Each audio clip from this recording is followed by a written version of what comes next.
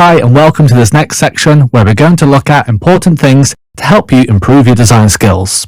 So this section should help you with your design skills even if you're a beginner and you don't know how to get started. So in this first lesson we're going to have a look at some different templates, and this should give us inspiration for our designs, and after this we'll look at some questions and then start designing. Okay, so let's get started. The first important thing we're going to look at is the different design styles. For example, banner templates, book templates, and presentation templates. So let's now have a look at a few of these different design templates, which should give you inspiration and ideas for creating your own designs. Okay, so let's have a look at these banner templates. So you can view and edit different banner templates from many free websites such as Canva and FreePic. These banner templates you can see on this page though are from FreePic. Let's now have a look at some book templates. So these book templates are also from freepic.com, and you can see there's some really nice designs here. And now let's have a look at some presentation templates. So these presentation templates are all about pets and vegan food. These templates here are from canva.com. Okay, so there's a quick introduction into some templates. In the next video, we're going to ask ourselves some important questions before we start designing.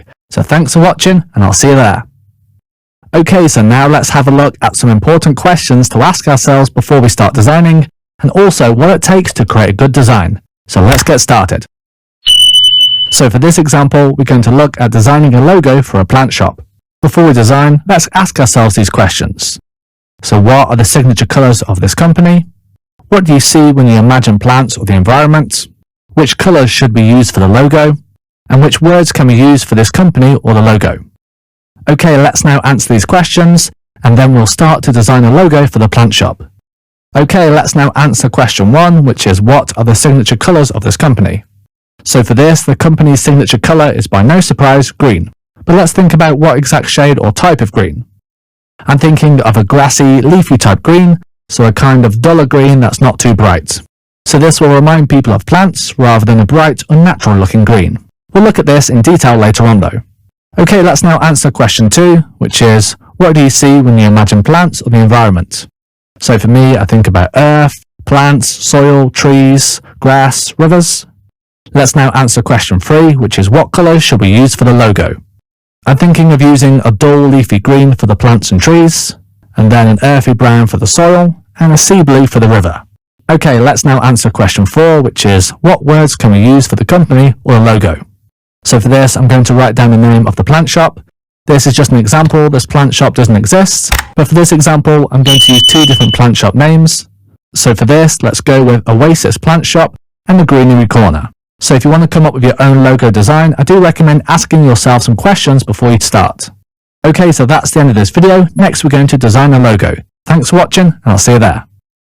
Okay, so in this video, we're going to go through the answers that we just looked at in the last video, but this time we're going to make a logo design from these answers. So if you remember question 1, this was, what are the signature colors of this company? For this, we said a duller green that's not too bright. There are many different shades of green, but the green color I'm going to use will be this color code A4C032. So for this, I don't want a bright looking green, I want a natural looking green. So I think this color fits with the image of a plant shop and is quite a natural plant looking color. Okay, let's just go back to the second question again, which was, what do you see when you imagine plants or the environment? So remember the answers were earth, plants, soil, trees, grass, and rivers. So here I found some logo templates that I think represent my answer. So I've got these images from Canva and also FreePic. So I recommend searching and finding images that you can use to help inspire your own logo design. So for these examples, I found some earth and plant templates that we can use for inspiration. Let's now have a look at some soil and tree templates that I found as well. Some of these are just graphics, but some of them have text as well. Okay, and then we have some river templates. So after looking at these different designs and templates, hopefully now we've got some ideas that we can use for our own template. We do also want to make our design unique, so I won't copy any of these designs, but we can take inspiration and ideas from these designs. Okay, let's now have a look at the answer to the third question, which was what colours should we use for the logo? So I want to use 3 main colours, one colour to represent plants and trees, so this will be a dull leafy green. Then I want a colour to represent the soil, so this will be an earthy brown. Then I want a colour to represent rivers and the earth, and this will be a sea blue colour. We can also use black and white for the text, which can help make the font or design stand out. However, I recommend only using around 3 or 4 colors in your design, excluding black and white. If you use too many colors in your design, then it may be too much, and it may make your design look a bit messy. Okay, let's now have a look at the answer for the next question, which was which words can we use for the company or logo? So the first name we came up with is Oasis Plant Shop. I chose the word oasis. Oasis is where water is found in a desert, and oasis also means a calm or peaceful area in the middle of somewhere busy or unpleasant. So I think this word gives the shop a nice meaning, as this name can feel peaceful and special to the customers. Okay, so now let's have a look at the logos I designed for this plant shop. As I said, the name is Oasis Plant Shop. So for the first logo, I used the green and brown colors that we selected before, and I also included a small plant that might be similar to what customers can purchase at the shop. Okay, let's now have a look at the second logo. Here I have 2 different variations, and for this I have some different plants. This design also uses the same colors and is similar to a badge that someone might sew on their clothes or a sports badge. So I wanted to create more of a symbol that someone might want to have as a badge or even as a t-shirt design, which the shop could potentially use in the future. Okay, then we've got the third logo design, again with 2 different variations. And we also have the text in there that says Oasis Plant Shop. Okay, then we've got the third logo, again we have 2 different variations. We've also got the name of the shop in a round badge design. This time we have 2 shades of green, and I think these work well together, and it seems like these green colours are from plants. And we also have the same images here that we've already used. Okay, let's now have a look at the next example. You may remember the other name of the shop was the Greenery Corner. So greenery means green plants or branches used as decoration. So with a name like this, people will think the shop has something to do with plants or trees. Then we have the word corner. I like having the word corner in the name of the shop. This makes the shop feel very local and inviting, like it's a corner shop from the neighborhood, and people often like supporting their local businesses rather than large retail chain stores. Okay, so now let's have a look at the 4 logos we designed for the Greenery Corner shop. The first logo has an earth globe that is all green and looks like the sea has become grass or plants. Then we've got plants coming out the top of the earth, so from this people will know it's a plant shop. Then we've got the name of the shop below, following the shape of the globe. Okay, let's now have a look at the next design. For this, it's similar to the previous design, but the name of the shop is on a ribbon that's on the earth. The colour of the ribbon is blue, which is meant to be a similar colour to a river or the sea. Okay, let's now have a look at the third design. Here we have the earth as well, but this time we're using more realistic colours for the earth. However, we've got soil and a plant growing out the top of the earth. For this, people should be able to tell that we care about the planet and we want to plant more trees or plants, and this is also a shop that sells trees or plants. We also have a ribbon banner that has the shop's name following the curve of the earth below, which is an earthy brown soil colour, which again follows the theme of trees and plants. Okay, then we've got the fourth design, which shows someone holding a small plant. It looks like they're trying to protect this plant or help it grow. This design gives an idea of unity and togetherness, where we have a common goal of planting more trees or plants. Then we have the name of the shop in the brown banner ribbon below, which again is in a soil brown colour. Okay, so there are some logo designs for the 2 shops. I hope you like some of these designs, but a lot of this is subjective, as you may like some designs and other people may not. So when you create a design, I do recommend thinking about the message of the product or company. As I said before, I don't recommend having too many colours and trying not to overcomplicate things, or you may make your design look too messy. So go out there and design your own logos and images, and have fun doing it, and see it as art, and don't worry if you do anything wrong or make any bad designs. You can always make more, and you can change what you've designed. So remember to keep practicing and to critically analyse your designs to help you improve your skills. So thanks for watching this video, I hope you found it useful, and I'll see you in the next one. Hi there and welcome to this video where we're going to look at choosing colours and colour schemes, and I'll also give you some tips and advice about choosing the best colours for your design. So it's important to be concerned about what colours to choose for your designs, as they can give you a lot of feelings and emotion to the product or image. Colours can also tell you about certain styles or periods of time. So you can see here we have vintage style colours from the 1950s era. We also have retro neo style colours from the 1980s era. And then we have modern colours from the present day. So let's just ask ourselves this question: how many colours is best to have in one design? There is no one answer for this, but I do think less is more. So I recommend using around 3 to 4 colours for your design. If you have too many different colours, then it may confuse people about the meaning of your design. Also, using the same tones can work well together. And if you have fewer colours, then it's easy to control these colours and tones. Remember, creativity is important for design, so nothing is wrong or right, Just have fun with it and focus on gaining new skills and experience to help you improve at design. Okay, so now let's have a look at some essential colour theory to help with your designs. Let's now have a look at primary colours. So there are 3 primary colours: red, yellow and blue. When you mix these together, you create the secondary colours. And then when you mix the primary with the secondary colours, you get the tertiary colours. Let's first have a look at the secondary colours though. So again, we get these from mixing the primary colours of red, yellow and blue. So when we mix red and yellow together, we get orange. When we mix yellow and blue together, we get green. And when we mix red and blue together, we get purple. Again, when mixing the primary with the secondary colours, we get the 6 tertiary colours. And these are red orange, yellow green, blue purple and red purple. Now let's talk about warm colours and cool colours. Let's first look at warm colours. These tone colours give the feeling of hot, excited, active, lively and angry. Now let's talk about cool colours. These tone colours give the feeling of cool, relaxed, peaceful and fresh. Okay, now let's talk about how to use warm colours and cool colours in your design. So there are 2 ways that you can use these colours. Firstly, only choose colours that have the same tone. And secondly, use the 80-20 rule if you want to use both warm and cool colours. Let's have a look at the first one in more detail. So for your design, you should only choose the colours in the same tone, as this can help the design feel harmonious and can make the colours look like they belong together. And let's talk about the second way. So the 80-20 rule is for both warm colours and cool colours together in the same design. So for example, if we use 80% warm colours, then you should use 20% cool colours. It's also the other way around, so if you use 80% cool colours, you should only use 20% warm colours. So using these ratios will make your design look more attractive. I don't recommend using an equal ratio of warm and cool colours, as this will make none of the colours stand out and can make the design look less interesting. Okay, so that's the end of this video where we've looked at choosing colours. In the next video we're going to look at the meaning of colours. I hope you found this video useful, and I'll see you in the next one. Hi there and welcome to this video where we're going to look at the meaning of colours. Let's first talk about the colour black. So for your design, using this colour can create a few different emotions. For example, it can give the feeling of a secret, luxury, expertise, sadness, fear and strength. Let's now look at the colour white.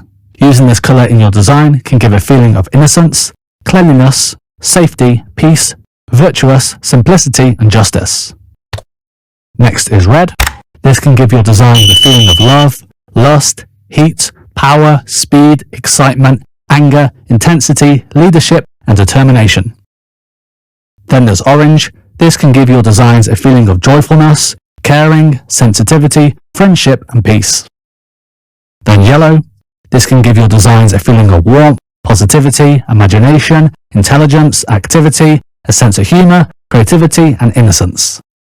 Then there's pink. This can give your designs a feeling of encouragement, warmth, cherishing, friendliness, youth, success and beginning. Then there's gold. In this photo here we have large golden marble tiles. This colour can give a feeling of wealth, abundance, respect, victory, intelligence and power. Then there's green. This can give our designs a feeling of nature, balance, calm, freshness, hope and harmony.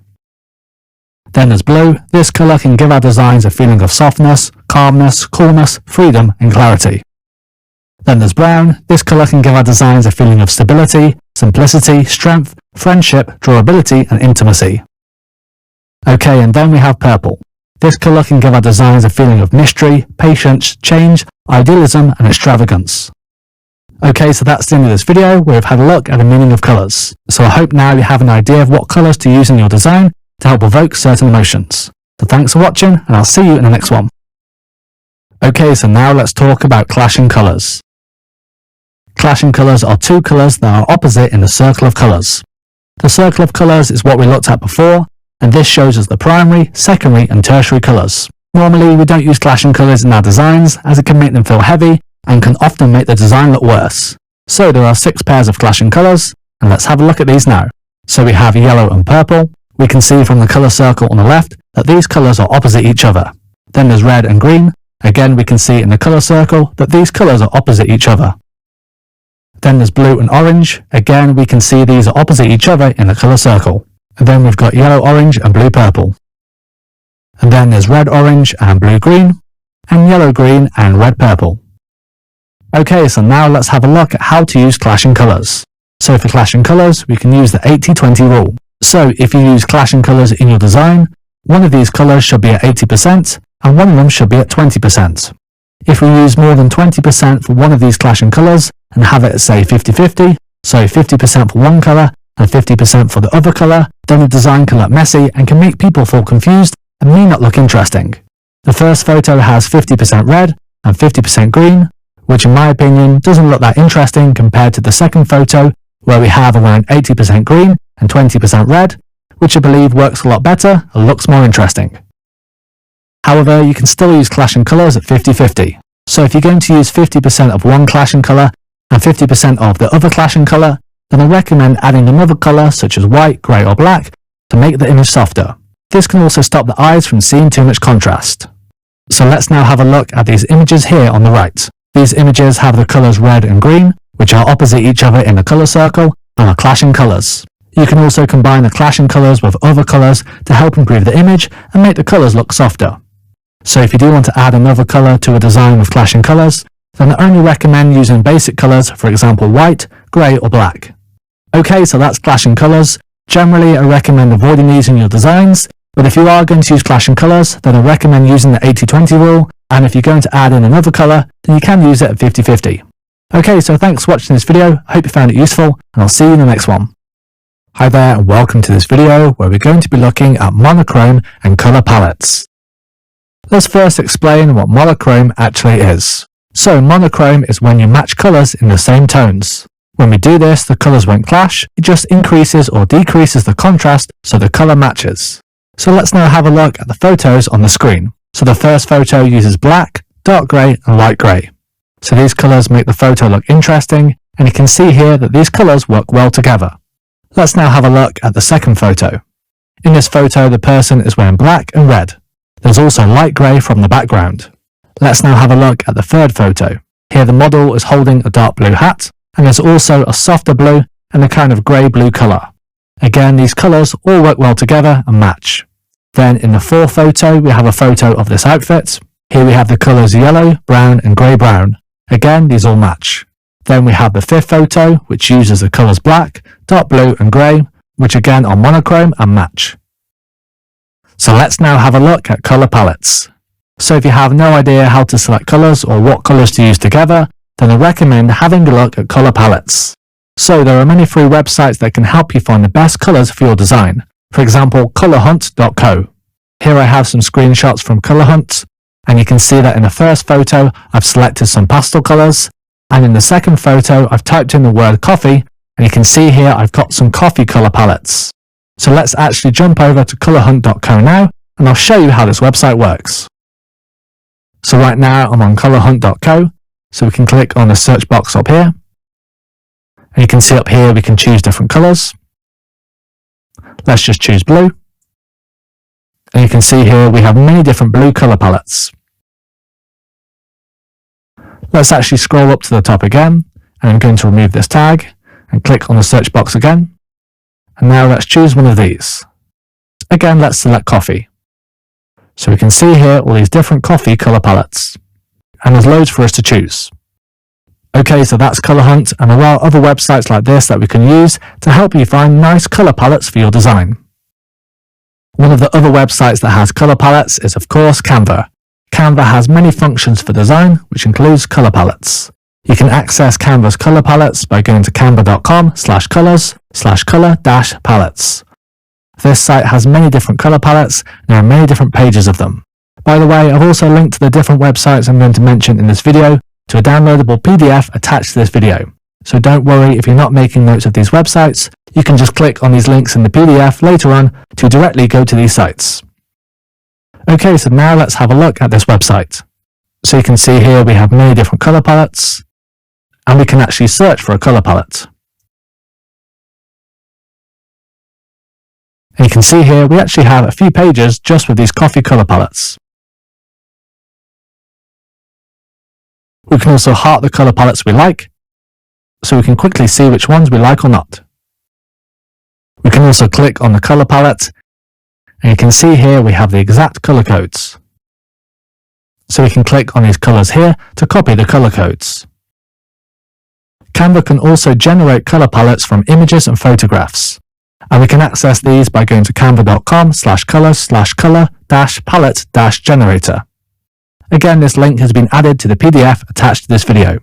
So with Canva's color palette generator, we can upload an image and it will find the color palette for us from that image. So let me show you this now. So let's click on upload an image, and here I have my image that I want to upload. So for this example, I have the design that I made about my videography course, but now I can use these colors for another design if I wish. You can see here it has the name of the colors, and I can also click on these colors here to copy the color codes. So here I have my JPEG image, but you can also upload PNG images as well. So now I can copy these color codes into Canva or even Photoshop if you wish. I'll quickly show you now how to do this in Canva.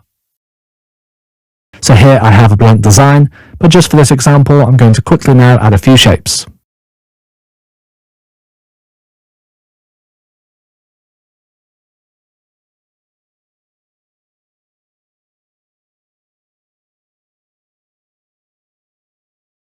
Okay, just something really fast. So let's go back to the color palette generator. I'm just going to copy these colors and use them in my design. So I'm going to click on the shape here, then go to the color box, and then go to add a new color, and here I'm going to paste in the color code. Again, let's do this with another color. So let's go back to the color palette generator, copy another code, then go back to this design. Again, click on another shape, click on color, and then click on add new color, and then paste in the other color code. And I'll just do this again very quickly. So let's change the background to another color. And let's just do this for the triangles quickly. Again, click on this gray color and just paste it in here.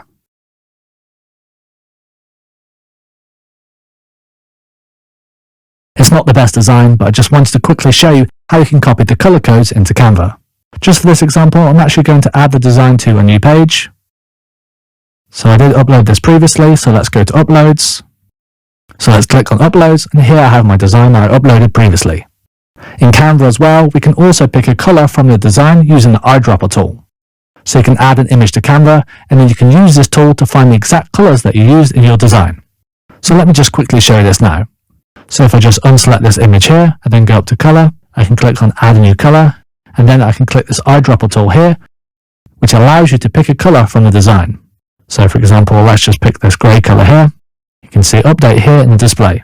Then we can copy this and go back to the original design. And now let's change the color of this equal sign. So let's click on this and then color. Let's add a new color. So here I can paste in what I just copied from the other design. You can see as well, if we go back to the original design and go in colors, Canva does actually display some photo colors here as well. So Canva will automatically detect the colors from your design. Okay, so there's a few different options. You can use a color palette generator, you can use the eyedropper tool, and Canva will also generate the colors from your design.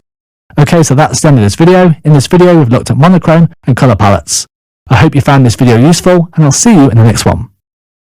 Hi there, and welcome to this video. In the next few videos, we're going to be looking at layout. So layout is when you put the photo and text in the right position on your design. So this can make the design look more enjoyable to look at and more interesting. So in the next video, we're going to be looking at the rule of thirds, and after this, we'll look at leading lines and balance. So thanks for watching, and I'll see you there. Okay, so now we're going to be talking about the rule of thirds. So the rule of thirds is used to make the subject of the design stand out, and also make the subject or product look more interesting. It's also the basic rule that most photographers use when taking photos of a subject. So let's now look at how to work out the rule of thirds. So this rule divides the image equally into 3 parts, both vertically and horizontally. The vertical and horizontal lines will overlap, and there will be 9 squares in the image. There are also 4 cross points where the vertical and horizontal lines meet. So these layouts are often used for backdrops and photos. Now let's have a look at some 2-to-1 examples. So 2 is the most important thing, and 1 is the less important thing. Let's have a look at this first example here. Here some people are holding ice cream cones. So here we have the horizontal lines dividing the image into 3. So we have the subjects on the bottom 2 thirds, so the top third isn't really used, and the eyes are drawn to the bottom 2/3. Okay, let's now have a look at the next example. So here we have the image divided into thirds, but this time vertically. So the subject isn't in the first third, it's in the second 2/3. So here our eyes are drawn to the right 2/3. Again, we're using a ratio of 2:1. Okay, let's have a look at some more examples. The image on the left is divided into thirds vertically, so we have the coffee cup and saucer on the left 2/3, again using a ratio of 2:1. Let's now have a look at the design on the right. This time we have 3 horizontal lines, so we have the title of the design and the main image in the top 2/3. We do have some information in the bottom third, but it's not as eye-catching as the top 2/3. So let's have a look at some examples now using the ratio of 1:2. So 1 is the most important thing, and 2 is the less important thing. On the left here we have this image, which has been split into thirds horizontally. So you can see here that the text, "Please be safe," is the largest and the most important part of the sign and image. It's also what you want people to see immediately when they look at the sign. So you can see here we're using a ratio of 1:2, so 1 is the most important thing, so the top third, and the second 2/3 is less important. It is less common to see designs and images use a ratio of 1:2, but they're still used and it still follows the rule of thirds. Okay, let's now have a quick look at the example on the right. So this image is divided into 3 parts horizontally again. This time we have the fruit at the bottom third, and this is where the eyes are drawn. Again, it follows a ratio of 1:2. And let's just have a look at 2 more examples that use a ratio of 1:2. On the left, we have the image divided into thirds vertically, and we're using the ratio of 1:2, so we have the subject on the left third. So the things in the middle and right third isn't as important on this design. Okay, let's have a look at the next example. Again, this is divided into thirds vertically, and we have the product on the right third. We do have some text and some information in the other thirds, but the product is the most important part of the image, and this is where our eyes are drawn. So again, this gives us a ratio of 1:2. So if you want your subject or product to stand out even more, you can place them on the intersection point, which is where the horizontal and vertical lines meet. So let's now have a look at the examples here. In the middle image here, we have this hot air balloon, and this is placed on one of the intersection points. This layout here looks very professional to me, and I don't think it would look as good if the balloon was in the center of the image. Let's now have a look at this image on the right. So here we have these makeup brushes on one of the intersection points, which is where your eyes are drawn to. Also, the makeup palette in the background is blurred out and out of focus, so your eyes are really drawn to the brushes which are in focus.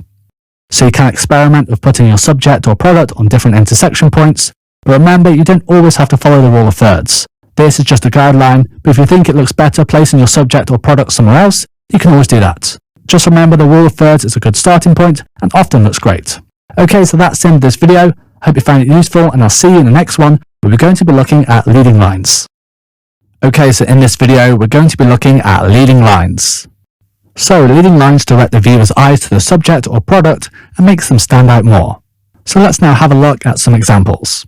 So for the image on the left, we can see that the sign stands out because we have the leading lights on the left on the sidewalk or path and a leading line on the right as well. So these leading lines lead your eyes to the middle to view the sign. Let's now have a look at the image in the middle. So here we have someone walking, and we have the leading lines of the light direct the viewer's eyes so they can see the person walk alone, which matches with the title of the book, which says Alone. Okay, then we have the third photo, which is of a cityscape. Here we have the roads as lead lines, which leads our eyes to the building in the city. Let's now have a look at a few more examples for leading lines. So for the first photo in the top left, we're using the countertop as leading lines. So our eyes are led to look at the drinks, which makes them stand out and makes the image more interesting. So for the next photo below this, we have these leading lines, and this makes the text stand out, even though the text isn't bold. Now let's have a look at the image in the top right. Here we have creases in the material, and these are used as leading lines, which lead our eyes to the product.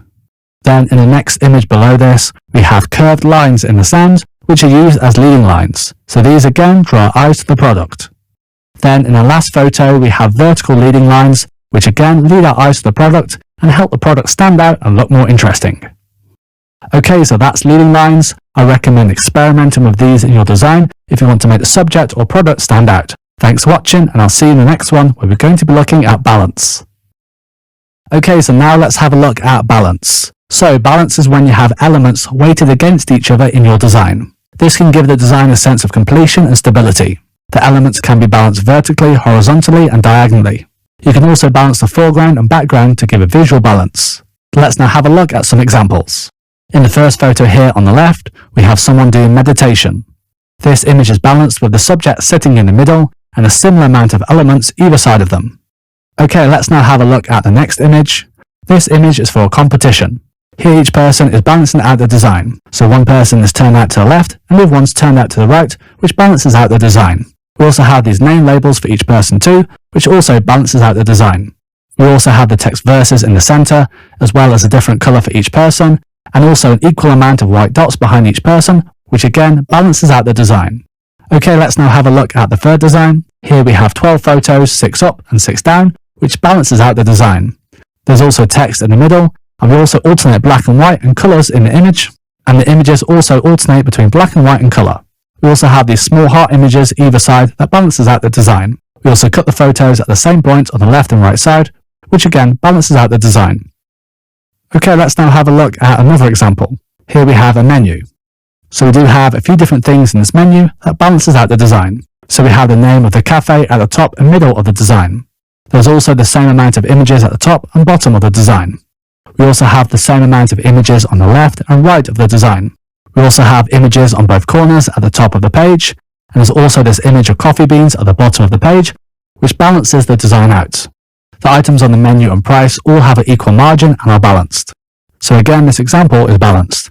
So it is a good idea to balance out your design if you want to give a sense of completion and stability. Okay, so that's the end of this video. Thanks for watching, and I'll see you in the next one. Okay, so now let's talk about font. So the font of the text is a very important part of the design, and you will need to make sure you choose the appropriate fonts to help keep your design interesting. Also remember to look at the font and the overall design, and ask yourself if it matches or works with the rest of the design. So let's now have a look at how to choose appropriate fonts for your design. So these are a few things we need to consider when choosing our font. So these are which font to use, should we use bold letters or italicized letters, what font size should be selected, what color and stroke of the text should we choose, and the layout for the text. Let's now have a look at these in detail, and let's start off with the first one, which font to use. So I don't recommend using more than 3 different fonts, or your design may look messy and unorganized. In our designs, we need to consider what type of font to use for the headline, subheadline, and text body. We also recommend using a font that's easy to read and stands out. So let's now have a look at some examples. Let's first look at the design on the left. Here we have the headline, which has the largest font. It's the largest font because it's the name of the article. Next we have the subheadline, which says Breaking News, which is the second largest font. This subtitle is meant to grab your attention so you read the text below, which is why it's in a larger font. Then we have the text body, which has the smaller font, and you can see there's a lot more text. The font is still clear and easy to read. Let's now have a look at the design on the right. Here we have 3 different types of fonts. For the title we use the font Georgia Pro Condensed, and the other font we use is called Gotham, and these are both easy to read. Then we have the name of the company, Fairhill Villas, and for this we use the font Bauer Bodoni. This font is harder to read, but it does look more fancy, which may reflect the image the company wants to represent. Okay, let's now look at some more examples. Now let's talk about whether we should use bold letters or italicized letters. Bold letters and italicized letters are used to emphasize important parts of the text. We can also use a line or text box to draw attention to the text. So let's have a look at these examples here. So for the design on the left, you can see the word book sale stands out and catches your eye. This is in bold and is also capitalized to grab our attention. We also have the website name at the bottom of the design, and this is in italics. It's in italics just to make it stand out and also to make the design a bit more interesting. We also have the text box around the words offline and online store. This is to draw attention to the text and again to make the design more interesting. Okay, let's now have a look at the design on the right. So the words book collection are in bold, but it's not as strong as the example we just looked at.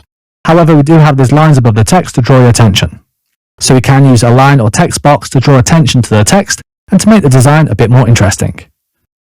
Okay, so now let's talk about what font size should be selected. So I do recommend sorting the font size by priority and also use the right amount of space for the text.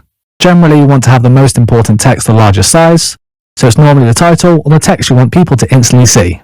So if you have the most important text as the smallest font, then people may read this last or may not read it at all. We also need to focus on the spacing of the text. So we don't want the text to be too crammed or too close, and we also don't want the text to be too spread out or it could look a little weird or unpleasant.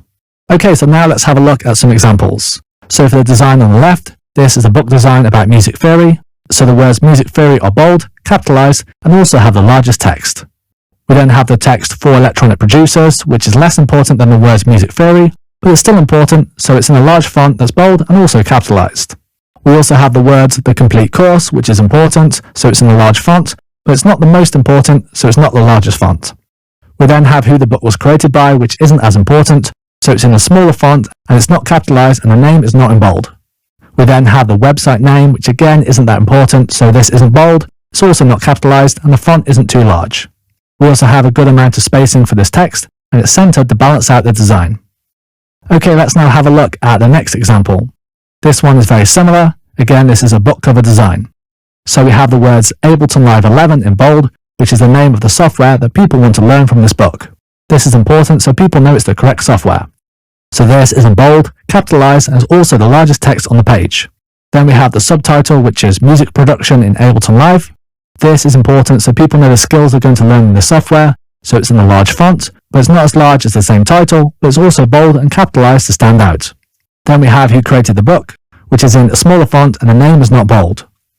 Then we have the name of the website in the top right. This is in a smaller font as it's not as important, but it's in the text box with contrasting colors so it stands out. We also have the name of the website flipped on its side on the left here, which again is in a smaller font. It's like this just to add to the design to make it a bit more interesting.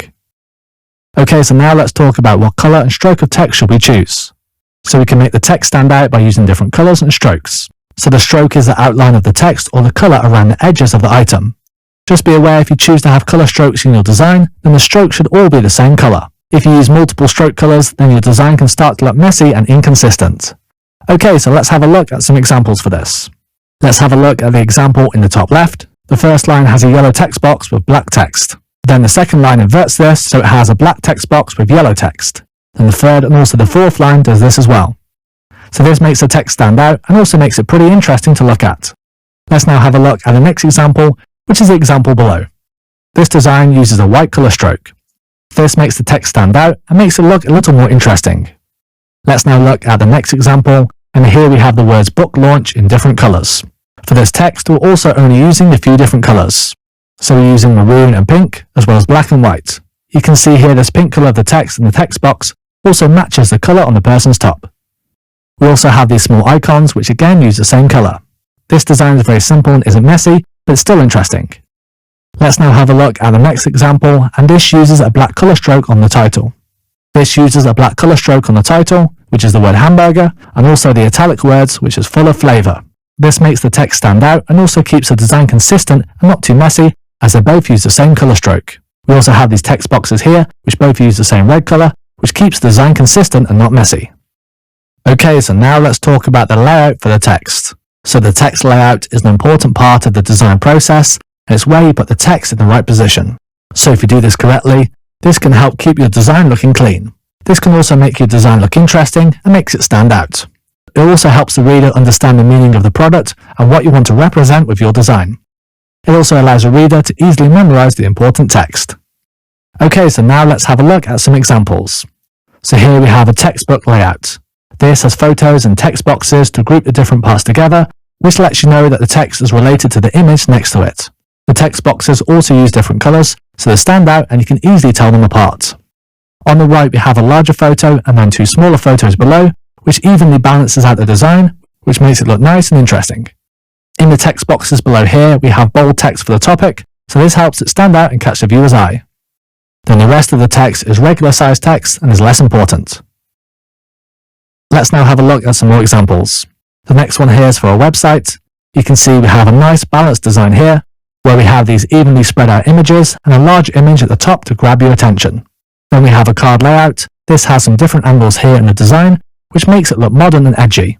We also have some larger text to grab your attention, and we also have these icons evenly spread out with text below it. Okay, so that's the end of this video. We've looked at font, colors, stroke, and layout. I hope you found this video useful, and I'll see you in the next one. Okay, so now let's have a look at some websites that can help you with your designs. I'll quickly show you these websites now, and I'll also link to them all in the PDF attached to this video.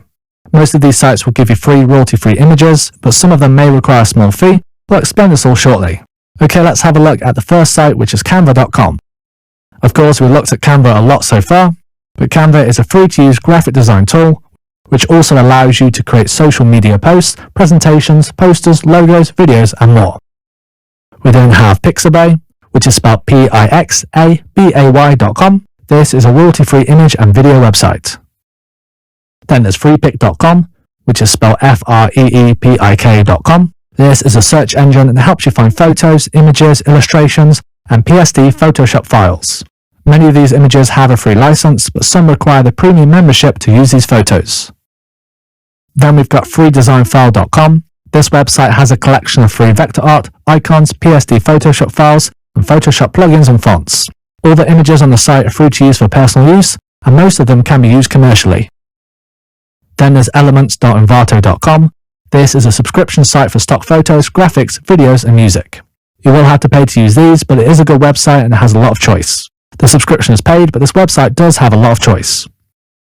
Then there's picwizard.com, spelled Pikwizard.com. This has royalty-free images and videos, which are also safe for commercial use according to their site. And then there's stocksnap.io. This has free stock photos and images. According to their website, it says the photos on their site are free to use for personal use and commercial projects. However, I do recommend doing some research about royalty-free and commercial use, and also check on the website to see if you can use the images for personal or commercial use. Okay, so that's the end of this video. I do recommend checking out these different websites, and hopefully they can help you with your designs. So thanks for watching, and I'll see you in the next one. Hi, and welcome to this lesson where I'm going to show you how to turn a video course into a digital book with Canva. So let's get started. Okay, so let's have a look at my example. For this, we turn a course about camera settings into an ebook. So we use this book as a downloadable resource for anyone who's enrolled in the course, so they can use this as supplemental material to help them learn the tips and techniques from the video. Okay, so now let's look at how we created this digital book in Canva. So step one is we find a book template. To help you come up with a design for your book, first of all, have a look at other book templates. This can be on Canva or other templates online. So you can use this as inspiration for your book. And remember, you can always adjust the colors and any design elements if you need. Okay, so let's have a look at some templates from some free websites to help us come up with some ideas for our book design. Let's have a look at freepik.com, which is Freepik.com, and also templates on Canva. Let's now talk about things to consider about your book design. So we need to consider the colors and shades used in a digital book, also the header and footer, the left and right margins, and also the font and text. Okay, so now let's have a look at step 2. For this, we're going to set the color scheme for the book. Remember, for color design, less is more. We don't want to have too many colors in the design, or it can start to become messy and unorganized. Let's keep things simple, and I recommend picking around 3 to 4 colors that work well together. For this example, I'm going to pick 4 colors for my book design, and these colors are white, black, yellow, and grey. You can also consider using colors that are in the same tone, for example dark grey and light grey. Okay, so now let's have a look at step 3, where we're going to create multiple blank templates. We can add all the words and images later, but now let's start off with the template. I think it's a good idea to make templates like this, so we can see an overall image of the book before we add the information. Let's now have a look at step 4, where we're going to choose the fonts and sizes for the book. Make sure you choose text that's easy to read, and also make sure the colors of the text is also easy to read. Also make sure you don't use too many different fonts or it can look messy. And also don't have too much space in the text. And the next point is design font by priority. So make the text bigger and bolder for the most important things. So maybe a header or an important part from the video should be in a larger text or bold. Step 5. Get the transcript of the video and put it into a text document. You may be able to download the auto-generated text from online video sites like YouTube or Udemy. Just be aware that auto-generated text isn't perfect, so you may need to go through this and correct a few things. Alternatively, you can use AI tools to transcribe the video. There are sites that can help you do this for a small fee, such as rev.com, which is rev.com, or you can hire a freelancer to transcribe your video, or alternatively, you can transcribe the video yourself manually. It will make it a lot easier if you have the text from the video, so you can always see what's needed to put into your book. So this course had auto-generated captions, and went through manually and corrected these. So in the course player in Udemy, I can click on the transcript button, and then from here I can copy this transcript and put it into a text document. Step 6. Listen to the video and in your text document, make the important parts of the video bold. So this might be key phrases or anything that you think is necessary to put in the book. Step 7. Copy the text that you made bold from your text document and paste it into your Canva template. For this example, I put the text on top of a yellow box. In this case, it was the different numbers for them to remember. Here you can see that I put 420p in bold, so people know that this is an important part of the video. You can also see that I've added the image below this. This is actually a cropped screenshot from the video. So you can add screenshots from your video and put it into your book, as long as it doesn't look too messy. Next to the images, you can see that I've put the text about these certain numbers in a box. I put these in a box so it stands out and it also breaks up the text, which makes it more pleasing on the eye for the reader. So I believe it's important to imagine that you are the customer reading the book. So make sure it's easy to understand and also make sure you've included all the necessary information from the video. Step 8. Make sure you don't miss out any important information or repeat yourself. In my text document, I highlight the text that's been added to my Canva design. This way I can quickly see what's been added to the book and what hasn't. Let's now talk about step 9, which is about exporting our project as a PDF file. So after we've finished our book, we can export it out of Canva. You may also want to export if you want to share what you've done so far with clients or friends, or if you want to see what your page or pages look like as a PDF. We can do this by going to Share and Download, and then we need to select Choose PDF Standard. Okay, so that's the end of this video. In the next video, I'm going to demonstrate how you can create a book like this in Canva. So thanks for watching, and I'll see you there. Okay, so now let's create some pages for this book. In the course, you can see there are multiple sections with different videos. For this example though, let's change lecture 3 into a book. Frames per second, and each photo, so let's go over to the transcript button here. Again, if you're using a video that's not on Udemy, find out how you can get the captions or transcript of the video. So here on Udemy, let's copy the transcript, which we can do with Ctrl-C on Windows or Command-C on Mac. And now let's paste this into our text document by pressing Ctrl-V on Windows or Command-V on Mac. Your text may be in a different color or might be marked or highlighted, so let's just select all of this text by pressing Ctrl-A on Windows or Command-A on Mac. So let's just change this text now so it's not highlighted. This back to black. Okay, so now let's watch the video and read the text at the same time, and let's make the text for the important parts of the video bold. The smallest unit that a digital image can display on a digital device, and the more pixels we have, the sharper our image will be. Common resolutions are 480p, 720p, 1080p, 1440p, 4K, 5K, 6K, and 8K. 480p is known as standard definition. However, I'd argue that standard definition nowadays is more like your 1080p or 4K. For example, in this video, when I'm talking about 480p, let's make sure this is bold. You can also see that there is a useful photo that explains this, so let's screenshot this and include it in the book. If you have any of the original images from the video, it may be higher resolution to include these in the book rather than taking a screenshot, but a screenshot is easier and will still look fine most of the time. We can screenshot the full screen on Mac by pressing Shift-Command-3, and then you can crop this image. Or on Mac, you can select part of the screen that you want to screenshot by pressing Shift-Command-4. And then you can click and drag over what you want to screenshot. Or on Windows, you can take a screenshot by using the snipping tool. You can do this by selecting the area that you want to take a screenshot from and pressing Shift-Window-S. Okay, so now let's have a look at another example. This example talks about a YouTube video, so for this I'm actually going to go to the YouTube video and screenshot from here. This is because this video is uploaded in 4K on YouTube and only in 1080p on Udemy, so the video on YouTube will look high resolution. For this video, I want to make sure we show the resolution, which is 2160p 4K, as this is one of the key points from the video lecture, and I want to make sure I include this.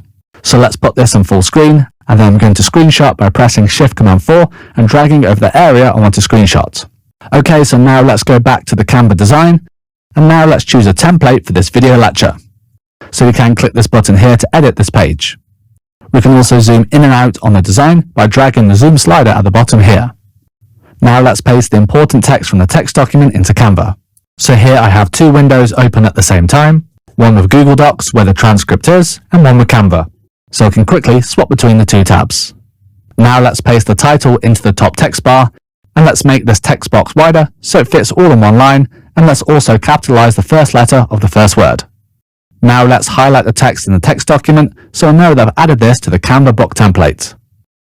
Let's now paste the next paragraph into the text box below the title.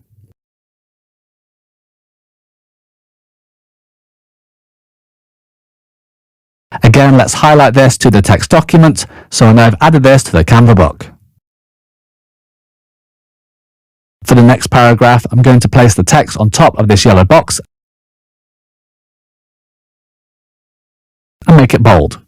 This will make the design more interesting and will make the text stand out. Okay, so now let's copy and paste in the next paragraph. I also have a Chrome extension called Grammarly, which helps correct the grammar. So when someone speaks in a video, it can often sound fine, but may be grammatically incorrect. So Grammarly helps me find any grammatical errors so I can quickly fix these.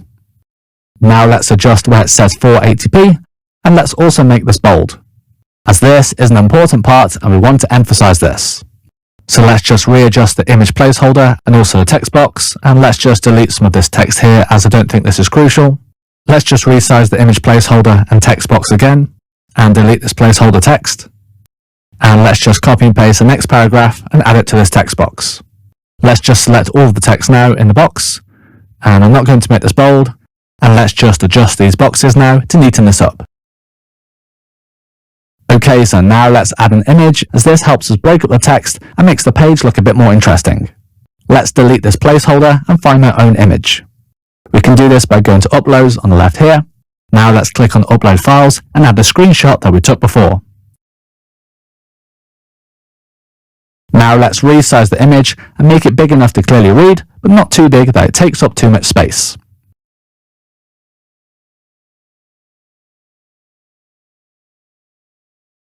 Let's now add the next paragraph.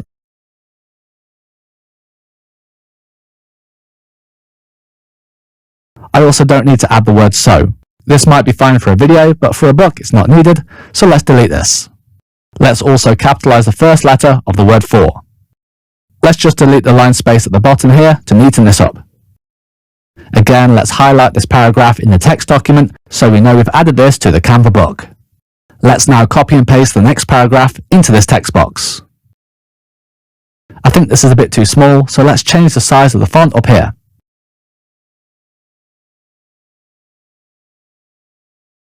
Again, let's delete the photo template and upload another screenshot that I took before. I haven't uploaded this to Canva yet, so let's click on Upload Files, and I'll just import this from my desktop. Let's click on this image and then move it to the correct position, which is the bottom left of the page, and let's also resize this as it's too big at the moment. I'm just going to zoom in with the zoom slider here, so we can clearly see this image, but it's not taking up too much space. Let's now resize this text box and adjust the size of the text.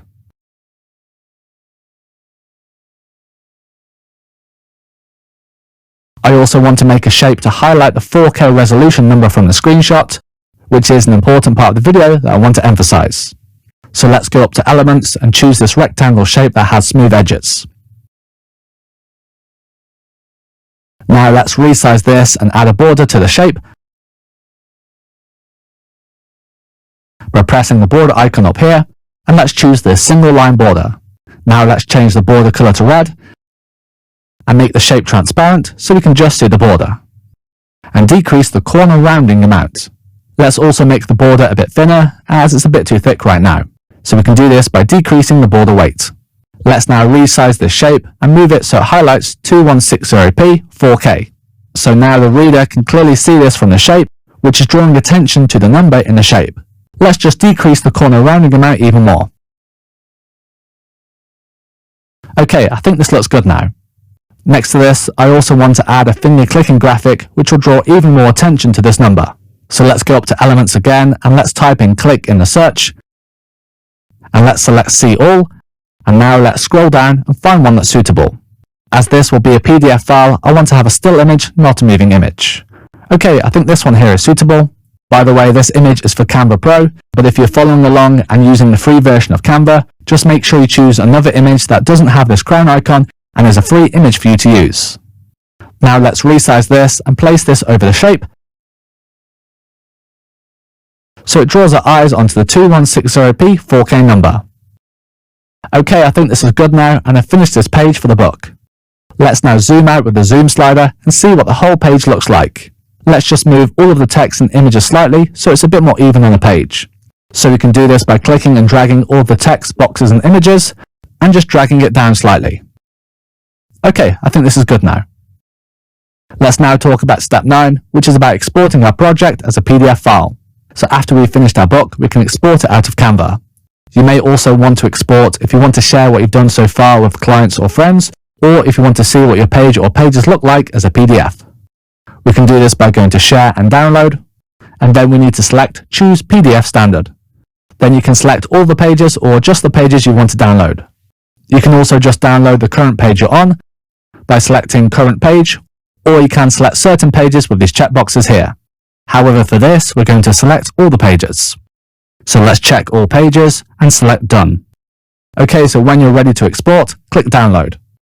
This project is 107 pages in total, so it might take a while to download. Once it's downloaded, go to your download location and open up this. Now you can view this as a PDF. So you can share your PDF online or send it to your customers or even start selling your book. Okay, so that's the end of this video where I've shown you how to turn a video or video course into a PDF book in Canva. So thanks for watching this video, I hope you found it useful, and I'll see you in the next one. Hi there and welcome to this lesson where we're going to teach you how to make great looking YouTube thumbnails in Canva. So let's get started. Let's first talk about what a thumbnail actually is. So the thumbnail is the cover of a video, most commonly a YouTube video.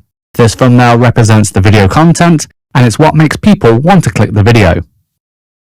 So why are thumbnails so important? Let's compare the thumbnail with a book cover. If someone is browsing around a bookstore and sees a book with a great cover, they'll be more likely to pick it up and have a look at it than if it has a bad looking cover.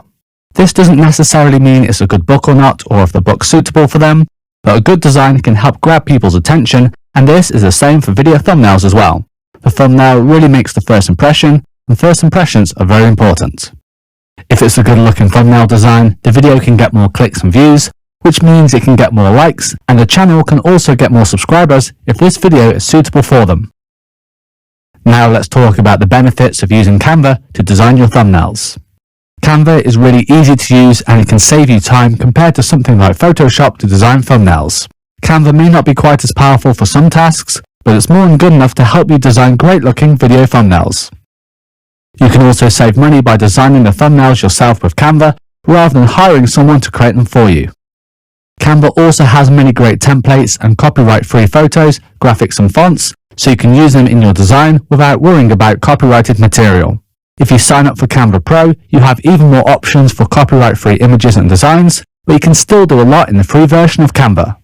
Okay, so that's the end of this video where we've looked at why thumbnails are so important. In the next video, we're going to look at techniques for designing thumbnails. So thanks for watching and I'll see you there. Okay, so now let's talk about techniques for designing thumbnails. First of all, the thumbnail design should have a nice image, text and colors. Okay, so now let's have a look at these examples here. So the first image on the left says Authentic Thailand, and the grey and dark background colors make the design look quite raw and authentic, which matches the words in the text. The text color and font are easy to read, but I personally would have added a bit more line spacing so the word authentic is a bit easier to read. Still, I think this is a good design. Let's now have a look at the design on the right, where it says delicious fried rice. It's very easy to read. We also have the text above that says how to make. This is in a different font and it's in more of a handwritten style, which makes the design look interesting. Then we have a photo of the food, so people know from this thumbnail what they can make from watching this video. The next technique is making sure the design isn't too messy. I recommend not having too much text in the thumbnail. You only really want a few words that are easy to read and grab the potential viewer's attention. I recommend putting just the essential text so people know what they're going to learn in the video. So I wouldn't put your name or a company name or a website or anything like that in the thumbnail design. So let's now have a look at a bad design, and I'll tell you why I don't think it's a good design for a thumbnail. Firstly, there's too much text, and the text will be too small to read if the image is small, which it often is if people are viewing it on their phone. As I said, we don't need any website names or anything like that, so all this text at the bottom just makes the design messy. Next, the design has too many people. It's confusing because you don't know who to look at, so I'd only put 1 or 2 people in a thumbnail design or it could look messy. Let's also talk about the colours. I think these green colours that we use in this design are too cold, and we should have used some warmer colours as the food is hot and spicy, and warmer colours would match the food being made in this video more. Okay, so now let's have a look at a good example. So here we have less text and it looks a lot cleaner. We only have one person in the design and they're dressed as a chef, so people know it's about cooking. This also prevents the design from looking too messy, as there's just one person in the design. The colours also match the food more, as we're now using warmer colours. These warmer colours can also make people feel hungry, which works well with cooking videos. We also have yellow as a background colour, red for the text box, and orange for the soup. Okay, now let's talk about choosing a suitable font for your design. So I recommend choosing a large font that's clear and easy to read. Let's now have a look at these examples below. So for the design on the left, the text HTML is very large and clear to read, which is the topic of the video. We then have the text for beginners in a smaller font, which is less important, but it's also easy to read. The font here is also in italics, which makes the design look more interesting. Also, the color of the text is white, as we have a lot of color from the code image behind, so I think it's nice to keep this white, as we have a lot of color in the background. Let's now have a look at the example on the right. So here we have large text for the words, "I got rich." This text needs to be eye-catching, as many people want to learn how to get rich themselves, so this text needs to grab their attention. We also have the word rich in a yellow gold color, which can evoke the emotions of wealth and money, as we think of gold when we see this color. We also have the word how in smaller text, as this is less important, and we also have the words a lifetime story in smaller text, but it has an orange text box around it to make it stand out and look a bit more interesting. We also have this person in this design who's wearing a suit, which many people associate with business and wealth. So seeing this design should grab people's attention, so hopefully they click and watch the video. Okay, let's now talk about using text box or text strokes to make the text in the design stand out. So for the design on the left, we have these different text boxes to make the text stand out and also to make the design a bit more interesting. For the text boxes, we also have the contrasting colours of red, white and black. We also have a text box around the words "for free" at an angle to make it stand out and look more interesting. For this example on the right, we have white text stroke around this brown text. Without this text stroke, the text might blend into the background a bit too much, but with the white text stroke, it allows the text to stand out and again, makes it more interesting. Okay, let's now talk about the different types of thumbnails that we can create. Let's first of all talk about a thumbnail that includes a photo of a person. If there's a face of someone in the thumbnail that people recognize or have seen before, then people will be more likely to click on the video, as they will trust this person more than just a random image in the thumbnail. So let's have a look at this example here. So you can see that we've used the photo on the left for the design on the right. So we've added some text and we've chosen colors that make the text stand out. There's also a paint graphic behind the words 5 tips to make the text stand out and look more interesting. So when you take any photos that you plan to use as thumbnails, I recommend not putting the subject in the center. Instead, put the subject to one side. That way, when you make the thumbnail design later, you have space to add the text. So let's now have a look at this example. On the left, we have an image of the subject lifting a weight. For the design on the right, we've zoomed in on the subject, and we've added a filter to the image to make it less bright, so the text stands out more. If you want your text to stand out more, you can add a filter or adjust the contrast of the photo. We also use contrasting colors for the text, and we use a black text stroke. This text is also in italics to make it look a bit more interesting. We can also remove the background and just have the person in the design. So Canva has a remove background feature. Just be aware though that this is currently only for Canva Pro, so not for the free version. It might also remove the background a bit cleaner if the subject is stood in front of an evenly lit green screen, but you can still remove it without one. Also, if you're not using Canva Pro, then don't worry. You can still remove the background from a person by using other websites such as remove.bg. If you remove the background, then this can give you more space in the design, and this allows you to change the colors of the background and make it look more interesting. So let's have a look at this example here. So we've changed the background color to this rose pink, which matches the top of the subject. We've also added this pattern to the background too. So I recommend finding a suitable new background if you want to remove the original background from the subject. You can also use free photos as the background for your video thumbnail. Of course, you can take the photos yourself, but this might not always be possible. Often free photos or stock photos can be very high quality and can look better than taking the photo yourself unless you're a photographer with a high quality camera. So there are many places where you can get free photos. We do cover this in this course, but the main places I'd say are Canva and freepik.com. So you can spell freepik, freepik.com. Okay, let's now have a look at these examples. So for the example on the left, I wanted to create a travel video thumbnail for the Golden Bridge in Vietnam. I found this image on Canva and it was a Canva Pro image. But there are still some great images in the free version of Canva if you want to stay on the free plan. For this image, I adjusted the contrast and then I added the text. You can also see here I added this paint graphic, and we have a more handwritten style font for the word vlog to make it seem more casual. Let's now have a look at the example on the right. So for this, I wanted to create a thumbnail about drinks, so I needed to find some pictures of different drinks such as coffee, tea and fruit juice. Then we added a black box and put the transparency to 45% so we can still see the images behind, but they are darker so the text in front stands out more. Okay, let's now have a look at creating a thumbnail from a Canva thumbnail template. So we can use a Canva thumbnail template and then change a few things in the design, such as the photo, text or elements to make it our own. So let's have a look at this example here. The design on the left is a Canva template, and the design on the right is what we changed it to. So we changed the words, moved the text box to the right, and changed the background photo. So using a template in Canva is a really quick and easy way to create a thumbnail. You can also use a screenshot from a video as a background photo. So many people take photos on the camera after they film a video, so you can use this as a video thumbnail. But if you're like me, often you film a video and then forget to take photos for the thumbnail. So you can use a screenshot from the video as a background photo. Also, when you take a screenshot from the video, it will match the content in the video, which can look nicer than using an old photo where the clothes or the subject look different. If you do this, I recommend finding a screenshot of the subject in a suitable position. For example, here I've chosen a screenshot of myself smiling. It's often a good place to take the screenshot at the start or end of the video, as people often smile here. However, a photo taken with a camera can be high quality and better, so if you have the chance, I recommend taking some photos after you film the video, but as I said, we often can forget. Okay, the next technique is using comparison photos for the thumbnail. So this can be a before and after photo, so people can see the results from the video, and this can make them want to click it. So let's have a look at these examples. Let's start off with the design on the left. So in this thumbnail, the photo on the left shows the ingredients for the meal, and the photo on the right shows the cooked meal. This might make people feel excited because they know they can cook this if they click this thumbnail and watch this video and follow the instructions in the video. Let's now have a look at the example on the right. This is a video thumbnail about building muscles. People can see the before and after and what's achievable if they click on the thumbnail and follow the steps in the video. Okay, let's now talk about some tips and techniques for making high quality thumbnails. Firstly, make sure the images are all high quality and are not blurry unless it's for a creative effect. Make sure your thumbnail has a ratio of 16:9, so 16 wide and 9 high. YouTube also recommends a thumbnail size of 1280 by 720 pixels and a minimum width of 640 pixels. YouTube's maximum file size for a thumbnail is currently 2 megabytes. Ideally, you want to export your thumbnail design as an uncompressed PNG file, but at times you may need to export it as a compressed JPEG file to keep the file size under 2 megabytes.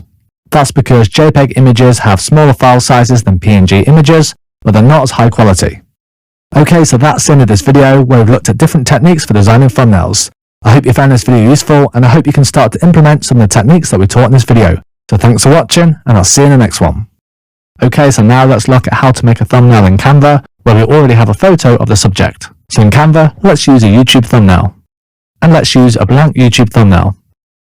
Okay, now I'm going to go over to freepik.com, which is freepik.com, and then find the image from here. You can apply what we teach you in this video to your own images though. It doesn't have to be a stock image. For this example, let's type in makeup. And let's have a look through these until we find one that's suitable. Okay, I think this person here could be suitable, but really I want to find one where they're looking at the camera. You can see here when we scroll down, it says you may also like. So let's have a look at a few of these pictures here. I also want to use a free picture, so I'm not going to choose one with a crown, as these are paid pictures. This one here looks good, but it is a paid one. Let's choose this one, as the subject's looking at the camera, so let's download this. Now let's go back to Canva and click on Uploads, and then upload the picture we just downloaded. This may take a moment to load, as these files are quite large. Okay, let's just resize this and put the subject in the middle. Now let's open Canva in another tab and look at a few of these templates here. For this, let's type in YouTube thumbnail makeup. I typed this in previously, so I'm going to select this here. Let's click on this one and click on Customize this template. So for this, I want to copy this paint graphic and then paste it in my design. Before I do this though, I'm just going to rename this design to Makeup Thumbnail just to keep everything organized. Now let's paint this paste graphic over to our design by pressing Ctrl V on Windows or Command V on Mac. And let's just move and resize this graphic.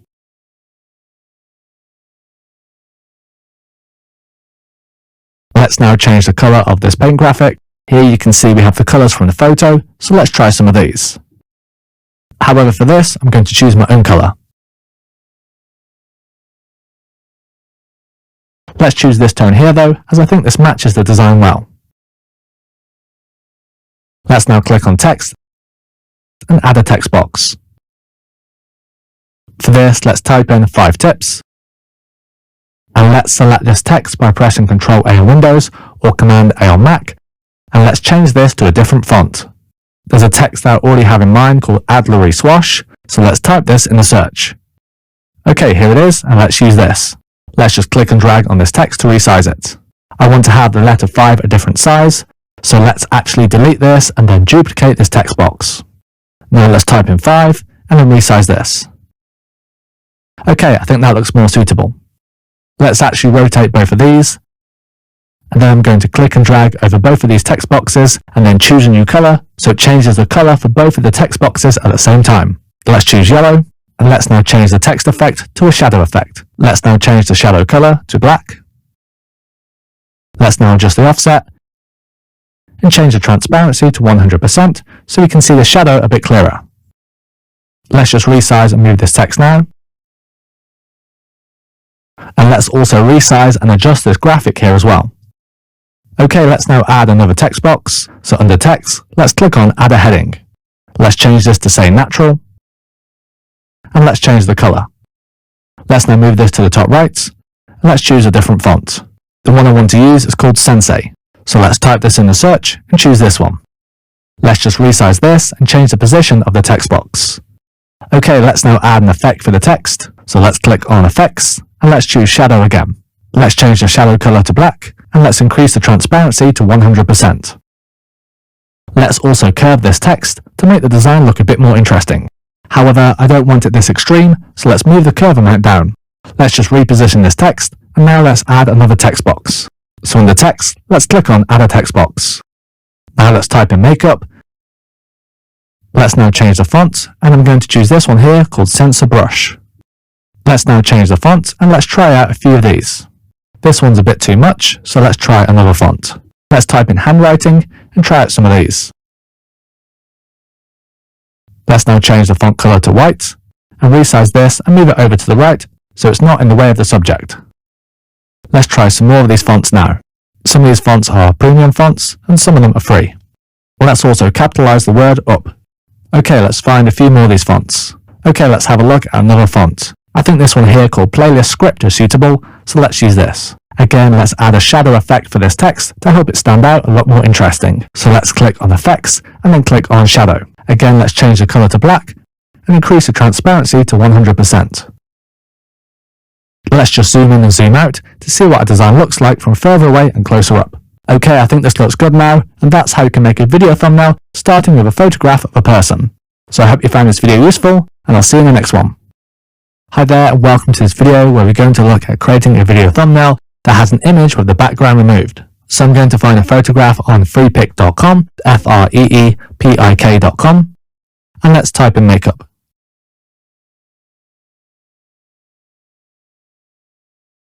The image I want is on page 10. This one here. Well, it's not actually that image. It's down below here where it says you might also like. So you can see here we have other images of the same subject. I want an image where the subject's looking at the camera. Let's choose this one here where they're holding a lotion bottle. So I'll make this thumbnail about lotion. Let's download this now and click on free download. Okay, let's go over to Canva, and this time let's type in lotion thumbnail. Let's have a look at a few of these. And let's choose this one here.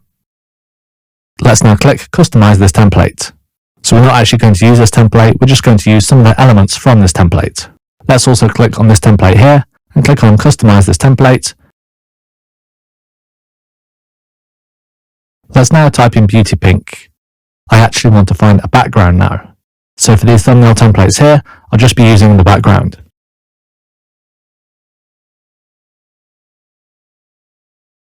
Let's try this one here. I think this one looks quite good. But I don't need this picture or these elements, just the background.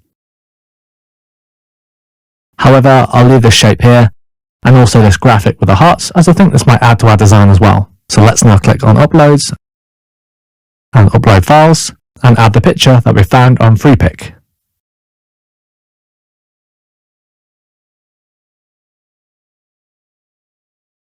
Let's now click on Edit Photo, and now let's click on Background Remover. Just be aware though, this is a Canva Pro feature only, so if you are using the free version of Canva, then you won't be able to use this. However, in a moment though, I'll show you an alternative way of doing this, which is free. Let's just crop this image now and resize it. Let's just rotate this and reposition the image.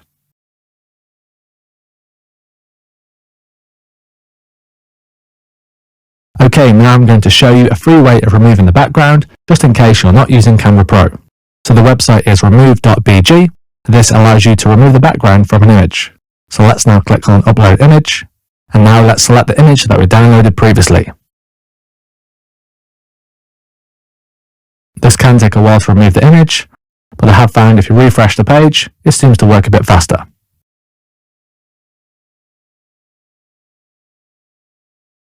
We also have some settings here which can help remove the background a bit cleaner, and we can also restore the background if we wish. So let's click on Restore Now, and here we can click and drag, and we can also manually erase here as well. Remove.bg also links up with Canva, so we can press Create Design here, and this will open the design in Canva. Now we're being transferred over to Canva, and here we go, we can see the image with the background removed. Just be aware it does compress the image slightly, as if we remove the background in Canva. However, it should still be high quality enough for a video thumbnail. Let's just copy this image now and put it into the design that we made previously. So we can copy with Ctrl-C on Windows or Command-C on Mac. So let's duplicate the design we had previously, and let's just remove the image. This is the one where we remove the background in Canva, and let's paste in the image from remove.bg. So let's just resize this and reposition this, and you can see it looks pretty good. As I said, not quite as sharp as removing the background in Canva, but still pretty good. Also on remove.bg, we can download directly on here and then upload the image in Canva. So let's do this now. So in the Canva design, click Upload Files and choose the image we just downloaded. Again, let's resize and reposition this. Let's delete this page now though and go back to page 1. Let's just reposition the shape and graphic. And let's duplicate this shape and make a shadow. Let's change the color to black.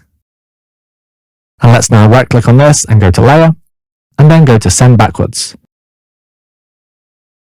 And then go to Send Backward. And there we go, we've added a shadow for this image, which makes it a bit more interesting. Let's actually change the color of the shadow. And let's choose a color from the photo. Okay, let's go back to one of these templates that we selected previously, and let's actually copy the text here. Now let's paste this into our design. Let's just change the text so it says Top Lotion. Let's change the text box so it all fits on one line. Now let's click on Effects, and let's actually change the shape of the text. So let's click on Curve. That's a bit too extreme, so let's bring the curve down a bit. Okay, I think that's a bit more interesting, and let's reposition and rotate this. Let's just move the subject slightly. And now let's duplicate this text box and then select this text.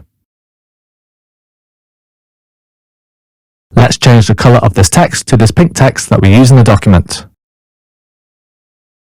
Let's click on Effects and let's have a look at this with no effects, and let's choose the shadow effect. But let's go back to what we had, as I think it looked better. Let's change the text shape to none, as I don't think we need this curve effect for this. Let's now change the fonts, and I'm going to try one called Permanent Marker, so let's find this here. Okay, I think this looks nice. Let's now reposition and resize this. However, I want to change the text effect, and I think we can make this look better. So let's click on Effects and then click on Shadow. And let's change the shadow color to white. Let's increase the transparency so we can see this a bit clearer, and adjust the shadow offset. Okay, I think this is a bit more suitable now. Let's go back to the other template that we opened before, And let's copy over this graphic that we have here. And let's put this by the subject's hair so we can see this graphic. Again, let's go back to this other template and copy this text here. So I'm really just using these templates to copy certain elements from it and paste them into my design. Let's change this to 2024. And let's just resize and reposition the text here. Let's just rotate this slightly and reposition the text again. And let's just do some final tweaking here. Let's now change the text color for 2024. Let's choose one of these photo colors. Let's choose some of these colors, but let's actually choose our own color here. So we can click and drag to find the most suitable tone. Okay, let's now close the side menu and have a look at this design. Okay, I think this looks quite good, and that's how you can remove the background for a video thumbnail. I hope you found this video useful, and I'll see you in the next one. Hi there, and welcome to this video, where we're going to look at a walkthrough for a vlog travel video thumbnail. So let's get started. Okay, so now let's search for a template. So for this, I'm going to type in travel YouTube thumbnail. So let's have a look at a few of these. Okay, I think this one can be suitable, so let's click on this and then click on customize this template. So for this thumbnail, I want the vlog travel thumbnail to be about the Golden Bridge in Vietnam. So let's change this from Portugal to Vietnam. Okay, let's just delete this image behind here, as we don't need this. And under elements, I'm going to type in Golden Bridge.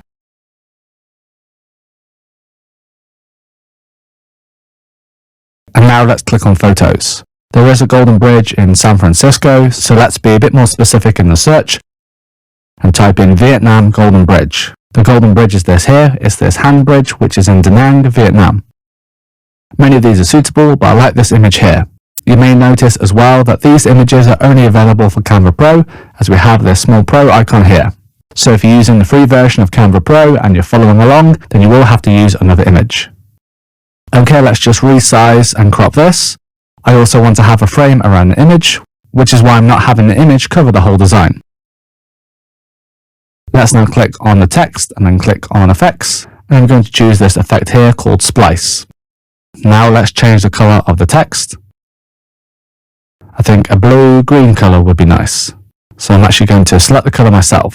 So we can customize the color by clicking on this button here, and then we can select the exact color we want. So let's choose this one here. Let's just reposition the text, and now I'm going to click on Edit Photo to adjust the photo to make it a bit brighter. So let's click on Adjust, and I'm just going to decrease the temperature to make it a bit cooler, and let's increase the brightness to make it brighter. And let's also adjust the contrast, and also the highlights and shadows. Let's also adjust the white and black colors as well. And I'm going to increase the vibrance and also the saturation to help the image stand out a bit more. Let's now click on Elements and add a shape. So I'm going to add some text on top of this shape so it stands out a bit more and makes it easy to read. So let's resize this. And let's also change the color. Again, I want to have a blue-green color, but let's actually choose the exact color we use for the text Vietnam. So let's click on the eyedropper tool here and select the color of the text. And you can see now it's changed the text box to match the color of the text. So let's now add a new text box. So let's click on Text and click on Add a new text box. Let's now type in Golden Bridge. This text is obviously too big to fit in this text box, so let's just change the text size now. I'm also going to change the fonts. Let's try a few of these. Let's try this one, Glacial Indifference. Let's also make the text italic and bold so it stands out. And let's just adjust the size and put it in the center. And let's also increase the letter spacing. Let's just try these other fonts as well. To be honest, I prefer the font that we had before, so let's click undo a few times until we have the font that we had previously. Let's now add a new text box, and this time I'm going to type in the word vlog. Let's change the font for this. For this, I want to have a more casual looking font, something that looks a bit more handwritten. So for this, I'm going to use the font called Blueberry. And let's change the color of this and make it black. Let's just reposition this, and I don't want this text all in capital letters, so let's press this button here. Let's just click and drag over all of the text and move it down slightly. And now I want to put a graphic behind this text box. So let's click on Elements and then type in Paint. Let's now click Graphics and have a look at some of these. Let's just try this one here and put it behind the text. So I think having a paint graphic can help make the design look a bit more casual and fun, which matches the vlog theme. However, for this example, let's find another graphic, so I'm going to type in paintbrush and have a look for another one. Okay, I think this one looks suitable, so let's select this. And let's change the colour to a yellow colour. Let's now delete the old one and resize a new one and put it behind this text. Let's now rotate this and reposition it. Okay, I think this looks good now. One final thing to do is to change the colour of the frame. I'm going to change it to white. So now it looks more like a Polaroid photo, which I think matches the travel vlog theme. Okay, so there we go, here's the video thumbnail. So that's the end of this walkthrough. I hope you found it useful, and I'll see you in the next one. Hi there, and welcome to this lesson where I'm going to give you a walkthrough of how to make a thumbnail. So in this video, I'm going to make a thumbnail all about drinks in English. So for this thumbnail, I want to have the keywords vocabulary, English, and drinks. Okay, so let's get started. I'm actually going to have a look at some templates first of all. So in the search bar here, I'm going to type in the word food thumbnail. So hopefully one of these may be suitable. Obviously, I can change all the different elements in this, but one of these might be nice as a starting point. As you can see, we have some great design templates in Canva. Okay, I think this one here might be suitable. This one's called Black Collared Street Food YouTube Thumbnail. So I'm going to click on Customize this template. First of all, let's change this text. So I'm going to select all this text by pressing Command A on Mac or Control A on Windows. And let's change this to drinks. Let's just resize this so we can see all of the text. And I'm going to change the font to something else. I already know the name of the font I want, and it's called Blueberry. Just going to resize this text now. Let's change the text above this so it says vocabulary. I'm going to change the font again, and the one I want is called Public Sans. And let's just change the size. We can change the size up here, or we can change the size by clicking and dragging on the text box. Now let's change the words for the bottom text box. I'm going to change this to say in English. Let's just change the font, and the font I want to use is called Flat Tree Slab, so let's click on this. Again, let's resize this, and for this I want to make it unbold. Okay, I'm actually going to adjust the line spacing here to make it a bit tighter. Again, let's adjust the position of the text. For the word vocabulary, I'm going to change the text color. I think a yellow color will stand out more. Let's now add some effects for the text. I'm going to add a shadow, and let's have the shadow color as black. I want the shadow to stand out, so I'm going to put the transparency to 100, and I'm just going to adjust the offset. Let's add a shadow effect for the text drinks as well. Again, let's make this shadow color black. And let's also increase the transparency to 100, and again, let's adjust the offset. And let's do the same for the text in English as well. Okay, so now let's actually change the images. As this thumbnail is about drinks, I'm going to add some drink images. Let's have an image about Thai tea, so I'm going to type in the word Thai tea. And I want to have a photo of this, so let's click on Photos. Many of these are suitable, but I like this one here as it has 3 different types of drinks with different colours. Let's just resize this, and let's also crop away some of the space that we don't need in this image.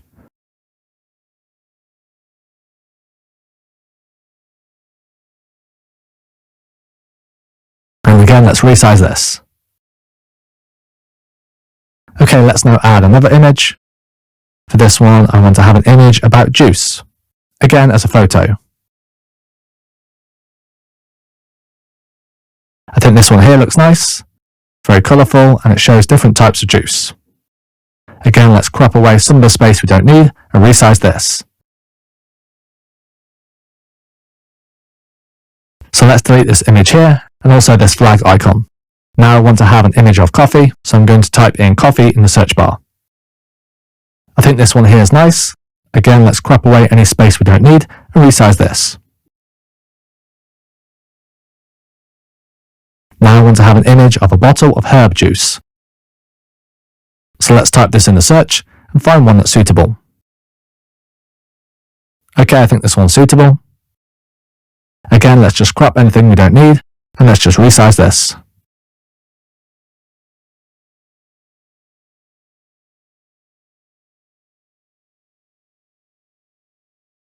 Now let's replace this image over here with an image of someone pouring tea.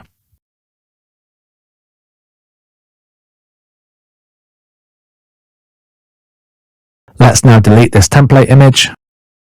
And again, let's crop and resize our new image. Let's actually make this text quite a lot bigger so it's easier to read from a distance. So again, let's click and drag on these text boxes to resize these. I'm just going to adjust the line spacing for the word in English. Now under Elements, I'm going to add this dark grey black box. Let's just resize this so it covers these two images. Now we have this box here, we can easily read the text. However, I still want to see these images here, so let's adjust the transparency of this box, which we can do with this transparency button here. Let's change this to 45%. Now the text is easier to read, but we can still see these images. So I'm just going to resize this again.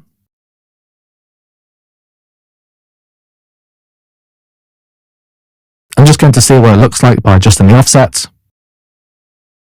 and also the direction for the shadow.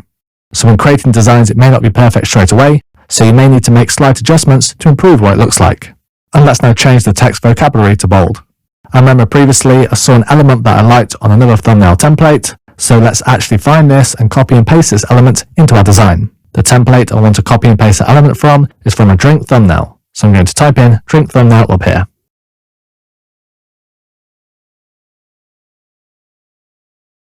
That's from this one here. So let's click on this and click on customize this template. So you can always find other templates and copy and paste certain elements that you like into your design. So there's this element here that I like. So let's copy this with Command C on Mac or Control C on Windows, and then paste this into our design with Command V on Mac or Control V on Windows. Let's just resize and rotate this now. Again, I'm just going to adjust the text and move this element over. One more thing I'm going to do is I'm actually going to make the images brighter. A lot of the time video thumbnails are quite bright, so let's click on this image and then click on adjust and increase the brightness. Again, let's do this for the other images as well. I'm just going to move this box out of the way so we can select these images behind it. So again, let's select this image, click on adjust and then increase the brightness. And the same for the tea pouring image as well. Okay, let's put this black box back where it was. And there you go, there's our thumbnail design. So I hope you found this video useful, and I hope you can use some of the tips and techniques I taught you in this video and apply them to your own thumbnail designs. So thanks for watching, and I'll see you in the next one. Okay, so now let's have a look at how to create a travel thumbnail in Canva. So here we have a blank template that has a size 1280 by 720 pixels. So this has the aspect ratio of 16:9, and it's the size that YouTube recommends. Let's now click on design and use one of the templates from here. Let's type travel, and you can see here we've got loads of great looking travel templates that we can use for our designs. Let's choose this one here. I think this one looks nice. Let's actually delete this image here. And let's click on elements, and now I'm going to type in Pa Chor, which is an area in Chiang Mai, Thailand. And let's click on photos, and let's have a look at some of these. Let's right click on the photo and then go to layer, center back, so we can see the images around the text. Let's now resize this. For this though, I do think it would be better to have these text boxes on the right rather than the left, as I do think the main parts of the image is on the left. So let's select all these text boxes here. We can select them all by holding shift and clicking. Let's now drag this over to the right. Let's just zoom in so we can see this part of the rock here on the left. Let's actually try another photo, as I don't think this one is suitable. So let's scroll down and have a look at a few more. Let's delete the current photo and choose this one instead. Let's right click on this image and go to layer, center back, so we can see the text boxes. And let's now resize this image. Okay, I think this image is better as we can see this main rock on the left. Let's now change the text. Let's write Pa Chor, which is the area in Chiang Mai, Thailand. So let's write Chiang Mai here, and also Thailand below. For this design though, I want to have the image a bit less bright. Click on the photo, so let's click on edit photo and then click on adjust. I'm just going to adjust the temperature now, and for this, let's make it a little warmer. Let's also adjust the brightness and make it a bit brighter, and let's also adjust the contrast. Let's also adjust the highlights and the shadows. I think I'll leave the whites on 0, but let's decrease the blacks. Let's also decrease the vibrance and the saturation. So now the image doesn't stand out quite as much, so our eyes are more drawn to the text. Let's also adjust the sharpness to make the image a bit blurrier. Let's also adjust the clarity, so when we decrease the vignette, we make the edges of the image a bit whiter. Okay, I think this works now, and as I said before, the image now doesn't stand out quite as much, so our eyes are more drawn to the text. Okay, so that's the end of this video, where we gave you a quick example of how to make a travel thumbnail. So thanks for watching this video, and I'll see you in the next one. Okay, so now let's have a look at how to make a thumbnail from a screenshot image.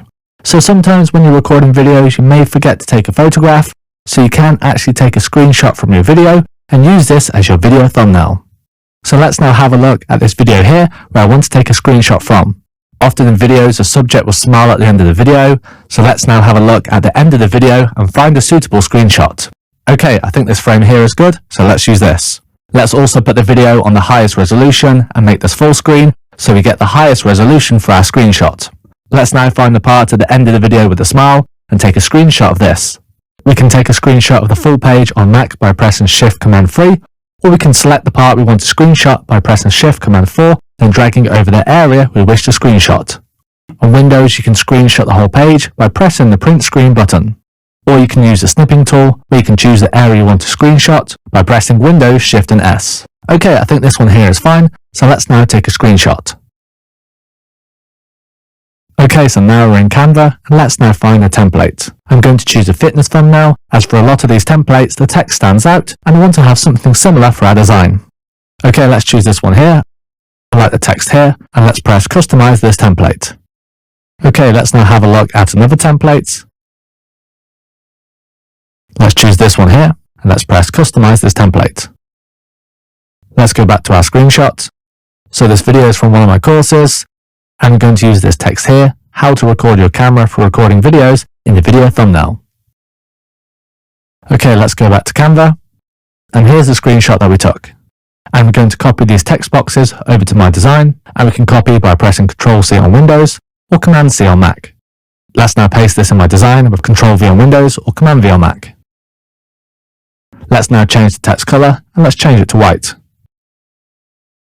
Let's now change the rotation and move and resize this text box. Let's now change the effects for this text, so let's click on Effects, and let's choose Shadow. Now let's change the shadow color to black, and let's increase the transparency to 100 so we can see the shadow for the text a bit clearer. Let's also adjust the offset, and let's also adjust the line spacing. Let's now select all of this text by pressing Ctrl-A on Windows or Command-A on Mac, and let's now write in our own text. So the same text that I talked about before, change this to say how to use, and now let's duplicate this text box and change it to say your camera. Let's now change the color of the text for the second text box to red. Let's now change the effect. Let's now choose a different color for the shadow. I don't think this blue color is quite right, so let's actually choose our own color. So I'm choosing more of a dark purple. Let's see what this looks like when we unbold it, but I'm going to leave it as bold as I think this looks better. Let's just resize this text now, so it's not in the way of my face. And let's just resize this image and move this text so it's not covering the face. A lot of the time when people look at an image, they're looking at the face, so we don't really want to cover this with text. Let's copy the text and text box from this other template now and use this for our design. Let's change the rotation and move the text and text box. Let's just crop the text box and resize it. Now let's change the text so it says, for recording videos. Let's just resize this so it all fits on one line. And now let's change the effects for the text. And let's add a shadow effect. Let's choose black for the shadow. So let's adjust the offset and increase the transparency so we can see the shadow effect a bit clearer. Let's also adjust the letter spacing as well, so there's more space between each letter. Let's just resize this text now, and let's actually choose a different font. But the font I want to use is called Inter, so let's select this. Let's also change the font to Inter for where it says how to use.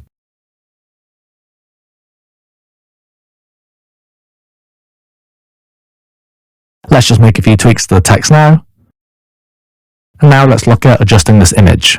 We can adjust the vignette effect if we wish, so the edges of the image can be darker or lighter. We can also adjust the clarity, but for this I think it's fine as it was, so I'm going to put these back to 0, but feel free to experiment with these settings for your own designs. I'm going to add a shape now, and I'm going to use this to hide the hands in the image. So let's change the colour of this, and let's drag this down to hide the hands. Let's also change the transparency so we can see a bit of the image coming through, and let's click on layer and then click send backward so it doesn't cover the text. Okay, let's just move this down and resize this, and let's try a different colour. For this, let's choose a black-purple colour. Let's now adjust the photo and make it a bit brighter so it stands out. So let's click on the photo and then click on edit photo, and now let's increase the brightness. And let's also adjust the contrast.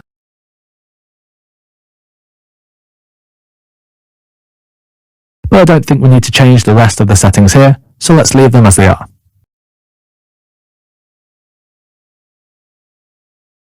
Let's now adjust the text and the letter spacing.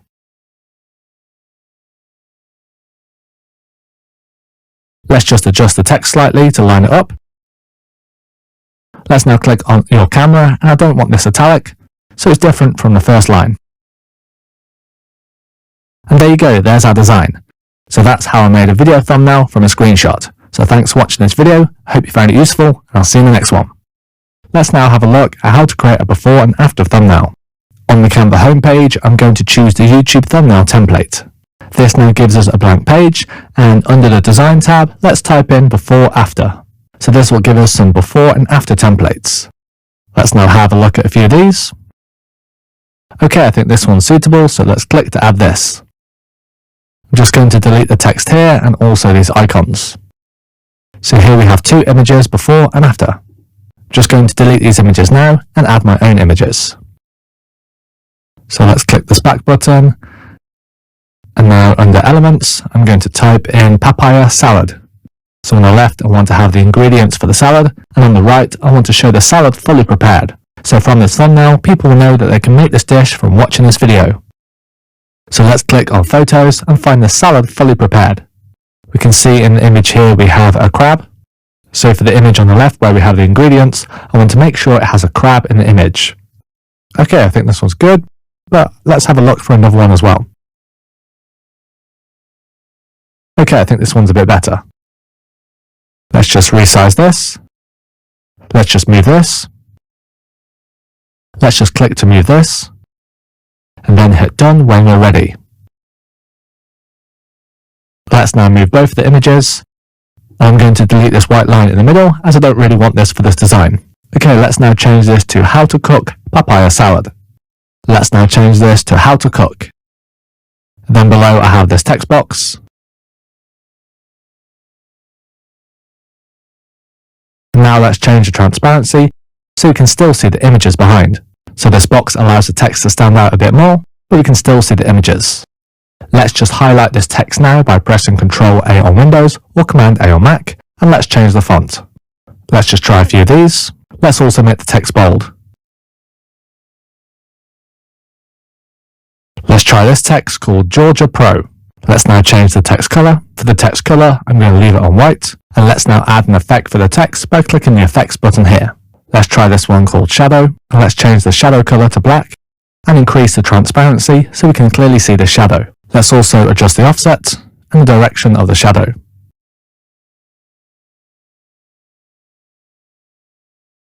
Let's now resize and move this text. I'm just going to adjust the direction again, and you can see here the shadow move when we adjust the direction. Let's also adjust the offset and put the transparency to 100%. Okay, let's actually duplicate this text. Now I'm going to add the words papaya salad.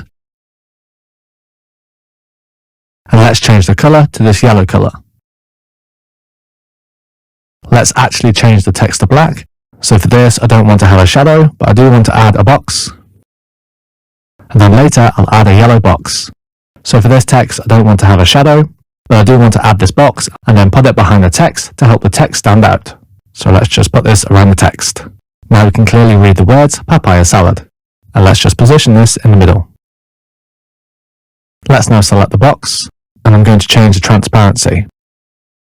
Now we can see the images behind, but it still allows the text to stand out. Let's now resize these boxes and the text.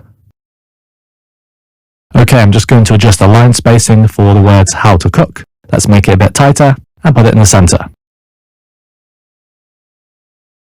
Let's close the side menu now and just have a look at this design. The last thing I'm going to do is make these images a bit brighter. So let's click on the image on the left and then click on Edit Photo. And now let's click on Adjust and let's make the temperature a bit cooler.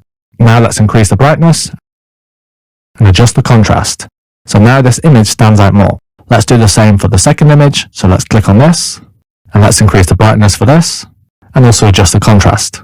Let's also make this image a bit warmer. So let's increase the temperature. So let's decrease the highlights. Let's leave the shadows on 0 and let's increase the whites. Let's also adjust some of these settings as well. And let's also increase the vibrance so the image stands out a bit more. Okay, so that's how we can quickly make a comparison thumbnail in Canva. I hope you found this video useful and I'll see you in the next one.